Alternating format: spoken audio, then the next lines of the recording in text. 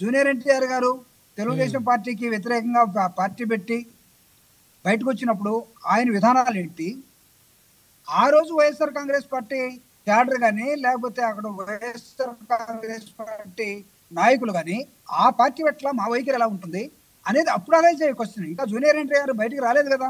Okay, వస్తాడంటారా ఏదో ఒక రోజు? It is up to him, it is up to him. అంటే మీకు ఒక నాలెడ్జ్ ఉంటుంది కదా సార్, మీరు ఒక సీనియర్ పొలిటీషియన్ గా మీరు మీ అబ్జర్వేషన్ ఉంటుంది కదా. సో ఇప్పుడు ఆయన కదలికలు, ఆయన మాట తీరు అవన్నీ చూస్తుంటే మీకు ఏమనిపిస్తుంది sir? The day will come for him. Okay, definitely the day will come. ఆయన వెనకాల ఉండే శక్తులు ఆయనకు ఉన్నాయి, ఆయన బలం ఆయనకు ఉంది.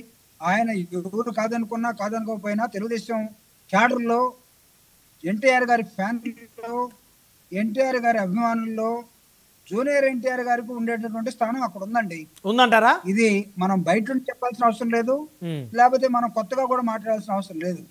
ఆయన చూసి విత్ ఇన్ ద పార్టీ కూడా భయపడే అంశం ఉంది. Telugu Desam party with in the Telugu Desam party వాళ్ళు కూడా భయపడతారు. అతను చూసి వాళ్ళు అభిమానించే వాళ్ళు కూడా వాళ్ళకు ఉంటారు కూడా, ఉండకూడదని కూడా మనం అనుకుంటాం. ఆ ఫ్యామిలీకి సంబంధించిన తర్వాత మీరు ఇందాక అన్నారు చూడండి, అందరూ వారసులుగానే తయారవుతుంటే ఆ క్రమంలో తను కూడా he has gut every right to project.